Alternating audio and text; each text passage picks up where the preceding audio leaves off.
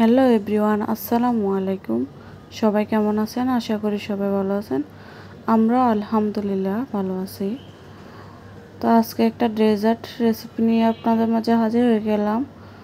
তো food custard কীভাবে তৈরি করছি তা আপনাদের সাথে শেয়ার করব। তো আমি এখানে 1 লিটার পরিমাণে দুধ চুলায় জাল দিয়ে ঘন করে নিয়েছি। এখন দুধটাকে ঠান্ডা করে নেব। তো আমার দুধটা ঠান্ডা হয়ে গেছে। এখন দিয়ে দিলাম 4 টেবিল চামচ কনডেন্স মিল্ক। তো কনডেন্স মিল্কটা দিলে দুধটা আর একটু ঘন হয় আর খেতে অনেক মজা লাগে। তো কনডেন্স মিল্কটা মিক্স করে নেব। তো এখানে দিয়ে দিলাম 4 টেবিল চামচ গুঁড়া দুধ। এখন একটা হ্যান্ড মিক্স দিয়ে ভালোভাবে মিক্স করে নেব, যাতে দুধটা দলা পেতে না থাকে।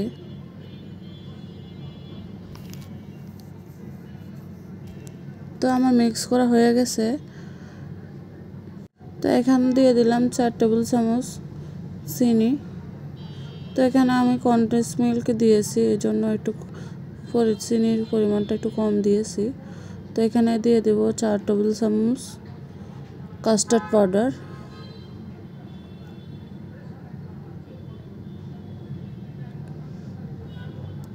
এই তো কাস্টার্ড পাউডার দিয়ে দিয়েছি। এখন ভালোভাবে মিক্স করে নিব। তো হ্যান্ড মিক্স দিয়ে ভালোভাবে মিক্স করে নিতে হবে দুধের সাথে, যাতে দলা ফাঁকি না থাকে। তো চুলা জাল করার সময় হ্যান্ড মিক্স দিয়ে ভালোভাবে নাড়তে হবে। তো আমার এটা মিক্স হয়ে গেলে আমি চুলায় বসিয়ে দেব। তো এই তো চুলায় বসিয়ে দিলাম দুধটা। তো এখন মিডিয়াম আঁচ করে দুধটাকে অনবরত নাড়তে হবে, যাতে দলা পাকে না থাকে। তো দুধটা নাড়তে নাড়তে যখন ঘন হয়ে আসবে তখন এটাকে নামিয়ে নেব। তো এই তো নেড়ে নিচ্ছি ভালোভাবে। তো এটা আমার প্রায় দুধটা ঘন হয়ে আসছে। তো আমি আর একটু ঘন করে নেব।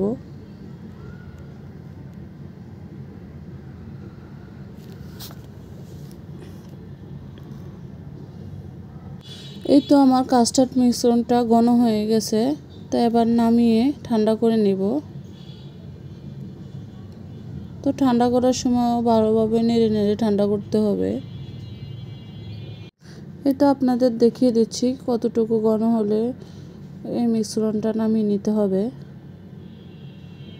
এই তো আমার মিশ্রণটা নামিয়ে নিয়েছি, ঠান্ডাও করে নিয়েছি। এখন আমি ফল নিয়ে নিলাম কুচি করে। তো এখানে একটা আপেল কুচি করে নিয়েছি, আনার ছাড়িয়ে নিয়েছি, আঙুর সবুজ আঙুর কুচি করে, কালো আঙুর কুচি করে নিয়েছি, আর বাদাম কুচি করে নিয়েছি। তো ফার্স্টে এখানে আমি বাদামটুকু দিয়ে দিলাম আঙুর। তো এক এক করে সবগুলো ফল আমি দিয়ে দেব।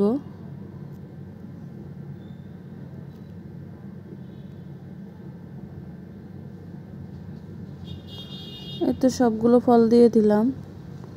এখন কাস্টার্ডের সাথে ভালোভাবে মিক্স করে নেব।